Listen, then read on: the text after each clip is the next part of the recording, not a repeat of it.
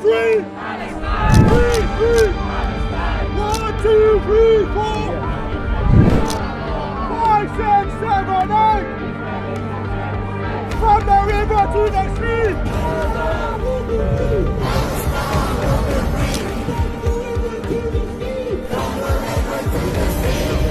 They have slogans against Muslims, against Islam, racist slogans. You will hear none of those. Saturday morning actually, just gone past 12, so it's actually afternoon. At the start of the Nakba Day commemorations, where there are tens of thousands of people right behind me gathered. A little bit tense because there's the march by the Unite the Kingdom people, Tommy Robinson and his ilk. I bumped into them on the train as well. Islam Channel, Maz Patel. Just wanted your thoughts this morning about today's demonstration and obviously the other demonstration taking place. Tell us a little bit. The significance of this demonstration that we all know is the commemoration, the remembering of Nakba and human suffering that took place then. It's also about reminding us genocide is continuing on, so that's why we're here. But we're also here because the far right are marching, and they're marching in numbers as well.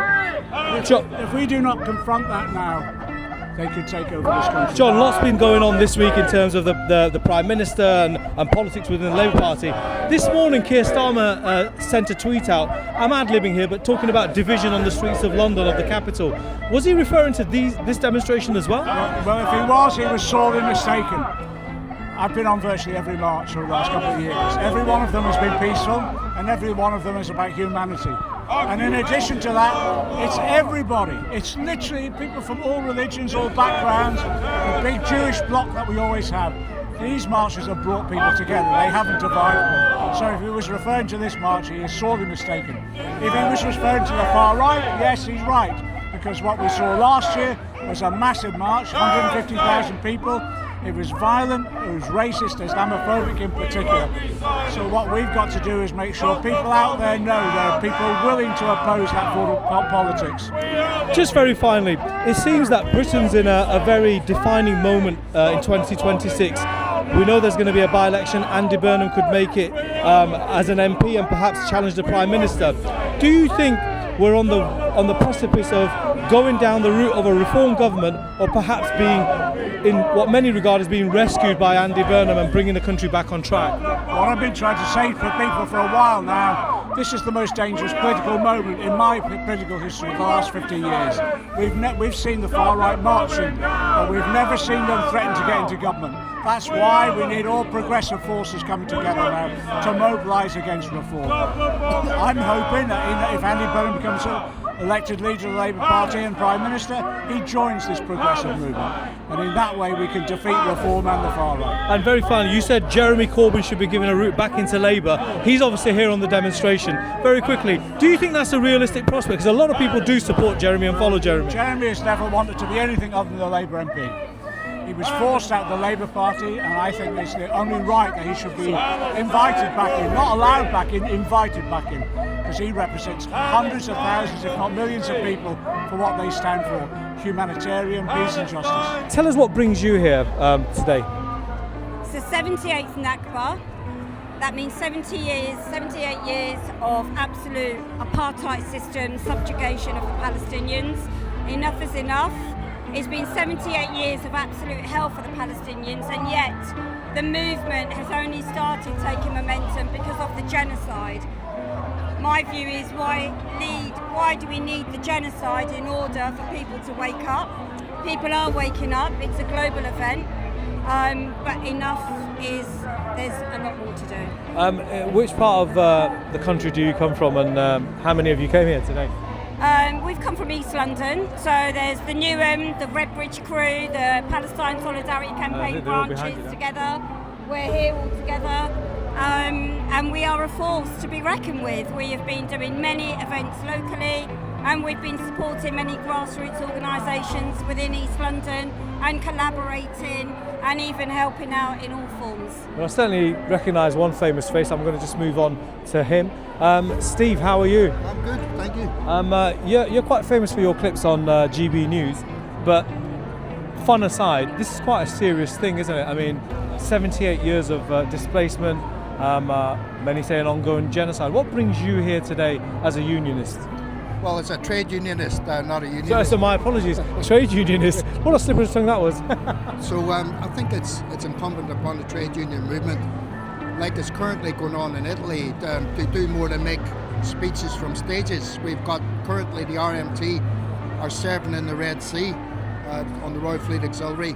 Uniting JMB members are making components that are going to kill kids in Lebanon, in Palestine, even in Syria. I mean, Israel are attacking everyone around them. And the trade union movement in this country needs to organise strikes. We need to stop the work of all arms that are going to Israel, and that's why I'm here today. Keir Starmer this morning sent a tweet where he said the forces of division, in inverted commas, hate, I'm ad-libbing here, are going to be out in the streets of London. Do you think he was referring to this demonstration as well? And if he was, what's your message to him? Well, look, this is a demonstration about peace and about the right of people to return home, the homes that they were ethnically cleansed from, which is a principle of international law. I fail to see why at this particular march, Starmer and his cronies have allowed the far right and Tommy Robinson to have a demonstration in London. A bit of drumming there. We can still get you in the video. Perhaps they're looking for a clash. These marches have been peaceful now for over 2 years. Perhaps they're looking for a clash, for an excuse to ban these marches, and that's what I firmly believe. I think that they're trying to set up people who will be very drunk on the other side, far-right people who will be very drunk, and at some point these people from these marches will cross paths, and they're hoping for violence so they can ban this very peaceful march. Steve, if the government ends up putting draconian restrictions on this organisation that Stop the War that organises the demonstrations, what do you think the reaction will be? I mean, how are people then going to show their solidarity? Perhaps is static demonstrations then going to be the way forward, or is there going to be some sort of reaction? Sorry, to make sure that they don't do this? Well, look, this is a reminder of the civil rights movement in Ireland in the 1960s, the late 1960s, which was actually ironically marching for British rights for British citizens, right to vote, right to have a job, right to have a house, all that. And they repressed that, they beat them off the streets, and the result was we had a 30 years war in Ireland because of that. And I think Bernadette Devlin has seen, who was integrally involved in that civil rights process, has seen the similarities. And she said that it reminds her, the situation in Britain now reminds her of the situation in the north of Ireland in the late 1960s. And the end result was a peace process, and it looks like most of the north now want to reunite with the south. Do you think this is? Do you think that's the inevitable result of clampdowns, where the state will not win because of the force of the people? Many MPs have been elected on an independent ticket. Many councillors got elected on an independent ticket. The Green Party, out of nowhere, are now running local authorities. Do you think that is the way forward, perhaps? Well, the Labour Party are collapsing as we speak. We have the sort of attempt to bring back the soft left, soft Zionist Andy Burnham, and he's really not going to be able to either stand up to the Israeli lobby or bring policies in for the economy that satisfy the vast majority of working class people. So they're desperately, the rulers of this country, the ruling class, are desperately looking around for somebody to fill the vacuum that the Labour Party will leave behind. And we all know that if it's either a progressive revolution or a reactionary revolution, they will back a reactionary revolution. So the ruling class in this country will have absolutely no problem backing Farage. What we have to do on our side is get a party off the ground that represents everybody. I mean, I think at this point the Green Party are doing well because there is no other alternative. It's a crying shame that Jeremy Corbyn couldn't get it together for a bigger Euro party. But there will be a party emerged that will represent the working class. And the fight for Palestine is a workers' fight. We as trade unionists and workers have to be right there behind Palestine, because if they crack down on them, the same technology is being used to crack down on us. Steve, on that note, on that grim note, thank you very much anyhow. Very quickly, do you think Palestinians are closer to their freedom than they ever were, or is it still a long way away? Well, I think one of the good things that come out of this absolute terrible period is that we have marches of hundreds of thousands of people all over the world carrying the Palestinian flag. And that just didn't happen before. You know, we were a very small... It's on the map, isn't it? Yes, we were a very small section of people, and I think it's inevitable now, just the way when apartheid South Africa was at its death throes, it was lashing out left, right and centre and murdering people, committing massacres. We have a similar situation now in Palestine. The Israeli occupation forces have made Israel the most unpopular country in the world, the most hated country in the world. And I think a Palestine state will be inevitable, hopefully within my lifetime. Thank you so much. On that hopeful note, we'll end that. That was Steve Headley, a very famous unionist. You've got quite a presence here in today's demonstration. Tell us about organising and being somebody who's got to bring people together and to have these sort of events take place. What's it like? It's extremely hard work, but I think most of us do it with a passion. We do it because we feel there's a duty to help our Palestinian brothers and sisters in Gaza, in the West Bank, in Jerusalem. We can't live day by day watching these horrors and not say or do anything. So we have to get organised, we have to bring people together, we have to push the Palestinian voices in our branches, in our organisations, push them at the forefront so we can direct our actions in a meaningful and purposeful way for the Palestinians. The Palestinian cause has created a lot of waves, especially in the political field in your part of East London. Independents are now a real force locally. Nationally, we know there are independent MPs that have been elected. How much of that do you put it down to this movement having opposed the genocide in Gaza from October 2023? I think people have mobilised, and before these local elections or national elections for our local councillors, we organised hustings. We try to educate people on what the party politics were in relation to Palestine. PSC pushed out the councillors pledge for Palestine first, then the candidates pledge for Palestine, made voters realise which councillors are really speaking up for Palestine, and that really helped put Palestine on the ballot paper, and people went out and voted intelligently, and they voted not just for social justice in this country because of the cost of living, but also for the Palestinians who are suffering a genocide. People don't want to be part of massacring innocent families in another country. We don't want our money being used in that way. And people have spoken up now for it, which is brilliant. In Newham, we don't have a majority Labour council anymore. We have independents and Greens. Is that because of this movement? 100% because of this movement. All the canvassing that's taken place, all the actions with the Palestine Solidarity Campaign, the candidates pledge for Palestine, vote for Palestine, people coming together to make sure that Palestinian voices are heard and our anger is heard and understood, and they take action.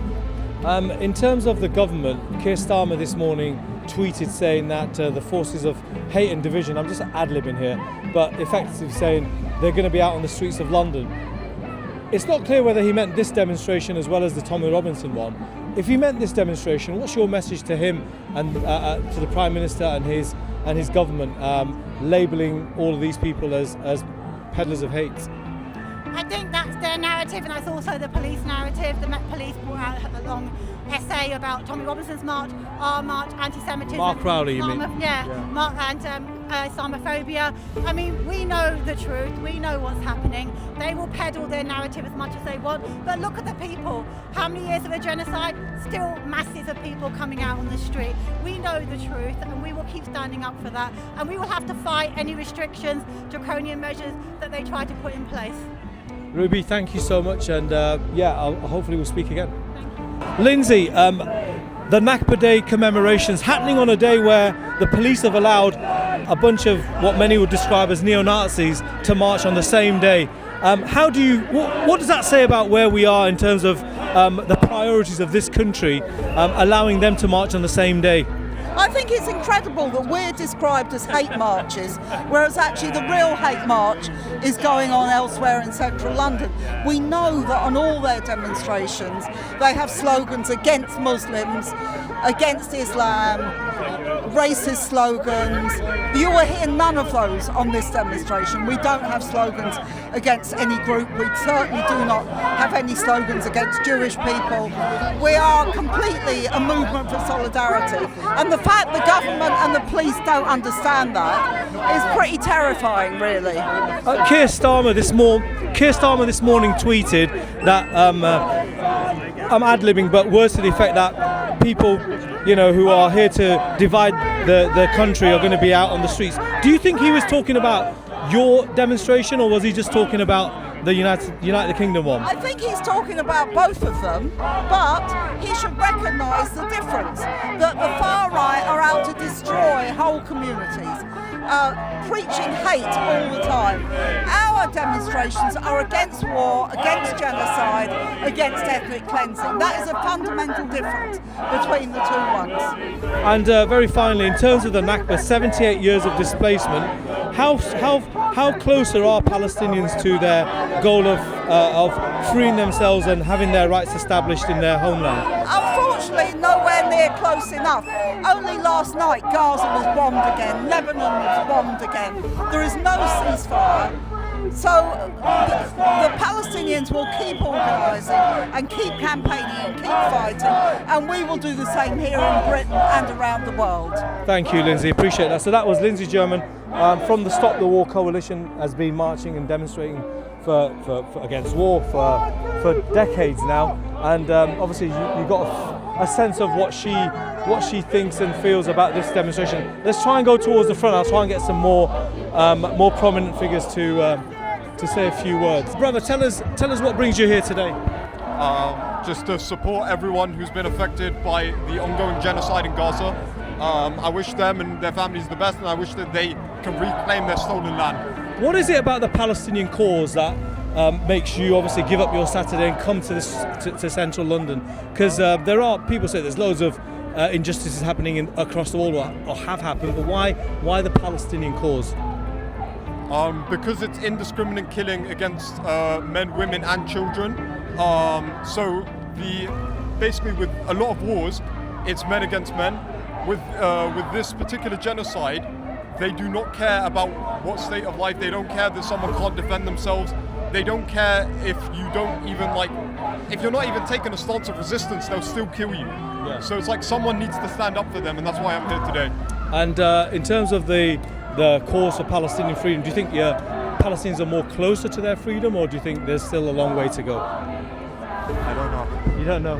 You're hopeful? I'm very hopeful. Okay. Yeah. Well, thank you so much. Appreciate that. No. What brings you here today to central London? Alhamdulillah, to express our, shall we say, our anger against the atrocities being committed, against our brothers, our fellow human beings in Palestine type thing, and to make the government hopefully aware that this is a movement which represents justice, fighting for justice for humanity, and supporting all the people here who are fighting for injustice, fighting against injustice, should I say.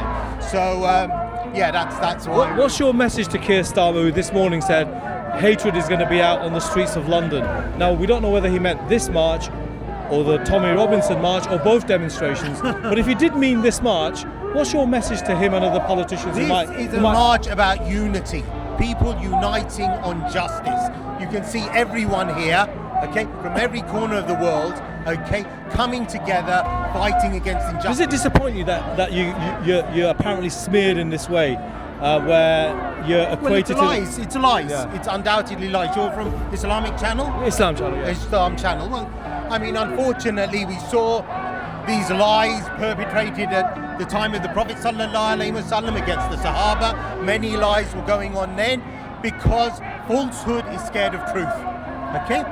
So we are the ones on truth and justice, and falsehood and tyranny will always hate truth and justice. So it's almost a natural consequence that when truth comes in the frame, falsehood will try to smear it in every way it can. So unfortunately, Keir Starmer, okay, is part of a whole movement, okay, a movement which is defying Allah, defying God, okay, and so he's part of that contraption, okay, because that contraption knows that Islam offers the liberation, not just for Palestine, for mankind. Okay? Islam is freedom for mankind. It's freedom from the shackles of tyranny of the world, tyranny of governments, tyranny of systems. Okay? It's to submit only to the one God and to be free of all these false, what we call in Islam, shirk, all these false idols. So Islam has come to do away with all the idols. And unfortunately, Keir Starmer and co are part of these false idols, which are obviously driven ultimately by the devil himself. Okay? Okay, well listen, thank you for your views, appreciate that. Anti-Zionism, I don't know, it's not fair. On the Palestinians? On the Palestinians, and it's down to British colonialism, we should all be out. Keir Starmer this morning tweeted saying that the forces of division and hate, I'm ad-libbing here, will be on the streets of London. It's not clear whether he meant this demonstration or just the Tommy Robinson one. If he did mean this demonstration, what have you got to say to him? That he's talking rubbish. Yeah. It's not. It's a lie. He lies. And in terms of the Palestinian cause, do you think they are closer to their liberation? No. No. I don't think so. It doesn't look like it. I wish it was. Okay. I really do. That's why I'm here. Whereabouts are you from? Hertfordshire. Hertfordshire. What brings you down to central London to demonstrate today? To support Palestine and to oppose Tommy Robinson. Tommy Robinson, his march was described as a hate march by many, including the Prime Minister. But he said the forces of hate are going to be out on the streets of London. Some people thought he was referring to this demonstration as well. If he was, what would be your message to Keir Starmer? Well, it's my message to Keir Starmer. Yeah. Go.